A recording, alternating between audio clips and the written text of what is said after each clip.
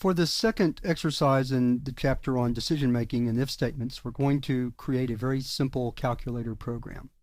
Eventually I want to develop a calculator class that you could pretty much plug into any program, but for now we're just going to start out simply by writing a program that allows the user to enter a couple of numbers and an operator, and then we'll display the results. So I've got a skeleton program already created, so let's get started. The first thing I want to do is create a variable to store my operator. We'll call it string op.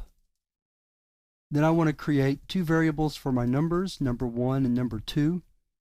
And we're going to make this an integer calculator, but it would work just as easily with double. In fact, I'll tell you what, let's do. Let's just change it. That way we can handle any number that we come across. Now we're ready to begin prompting the user. Those are the only variables that we need. But we do need a couple of scanner objects. So before we prompt the user, let's create two scanner objects, one for the operator and one for the numbers. Remember, the scanner class has problems when you switch from string to integer or string to numeric input. So when you have input of more than one type, then you probably need to have more than one scanner object. That's just a peculiarity of that class. Now we're ready to prompt the user. So we'll write system out.print, enter the first number, and then number 1 equals input number, next double. Then we prompt the user to enter the second number, enter the second number, number 2 equals input number dot next double. Now we prompt the user to enter the operator, op equals input op dot next. Now we're ready to write our series of if-else-if statements.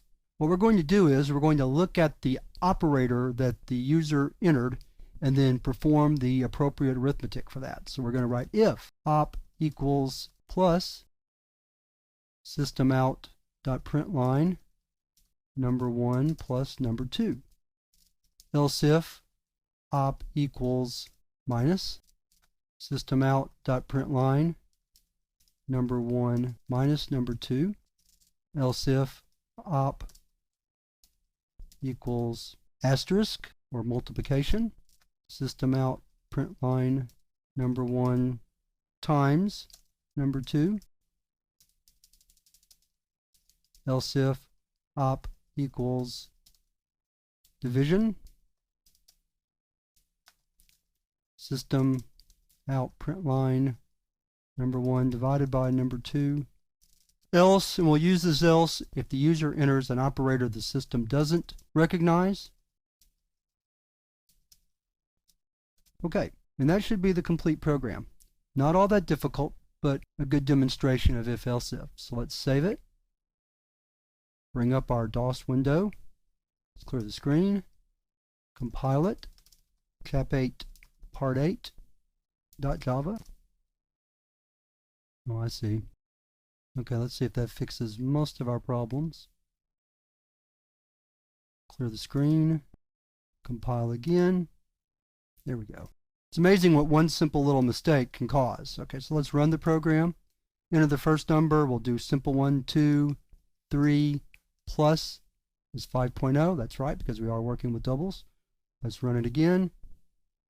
12, 11 times is 132.0. That looks good. 3.25, 2.14. Subtract. We might want to format that output to a certain number of decimal places, but that's another lesson for another time. So now we'll do division. 144, 12 divided, and that's 12.0. So let's look at the program one more time. And all we're doing here is simply keying in on the operator that the user enters. If it's a plus, then we perform addition. If it's a subtraction sign, we perform subtraction. If it's multiplication, we do multiplication. And if it's division, we do division. We didn't test the didn't recognize. Let's try that real quick for fun.